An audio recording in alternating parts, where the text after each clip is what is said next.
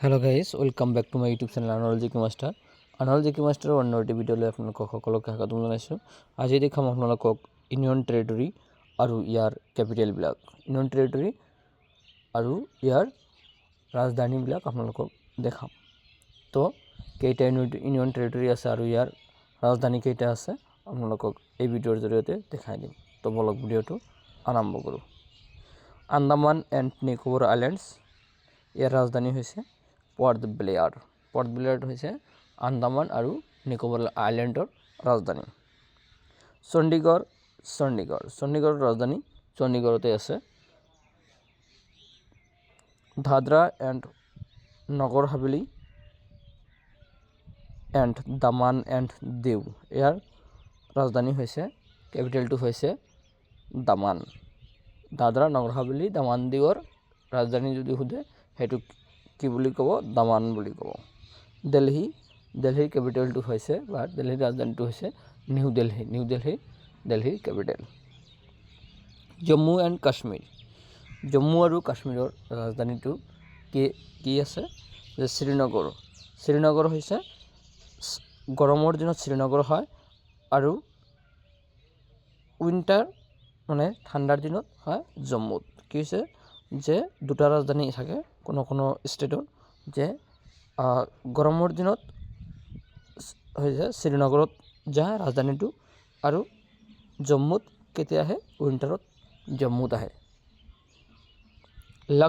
লক্ষদ্বীপৰ কেপিটেলটো কি আছে? যে লক্ষদ্বীপৰ কেপিটেলটো হৈছে কাবাৰত্তিটো লক্ষদ্বীপৰ ৰাজধানী হয়।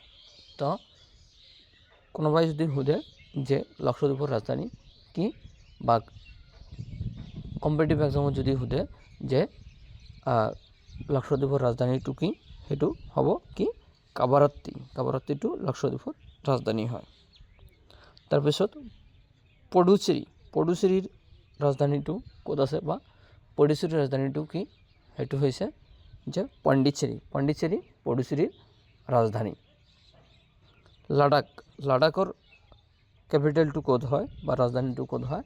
লাডাখৰ ৰাজধানীটো হৈছে লে আৰু লাডাখ একেলগতে আছে আৰু লে আৰু লাডাখত অলপ বেছি দূৰ নহয়। তো লে হৈছে লাডাখৰ ৰাজধানী।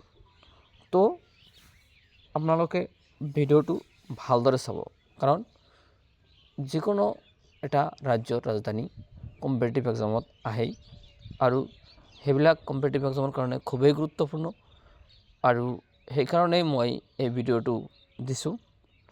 তো আপোনালোকে ভিডিঅ'টো ভাল পালে এটা লাইক কৰিব, কেনেকুৱা হৈছে কমেণ্টত জনাই দিব, আৰু আপোনালোকে মোৰ YouTube channel Anal G K master YouTube চেনেলটো ছাবস্ক্ৰাইব কৰিবলৈ নাপাহৰিব, কাৰণ ছাবস্ক্ৰাইব কৰিলে কি হয়, আমি ভিডিঅ' দিয়াত প্ৰেৰণা পাওঁ, উৎসাহ পাওঁ।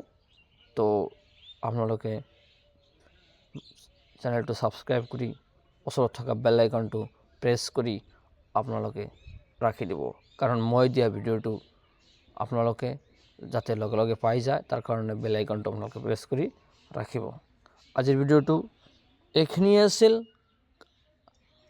আপোনালোকক পৰৱৰ্তী ভিডিঅ'ত সকলোকে লগ পাম। ধন্যবাদ। জয় অসম, জয় হিন্দ।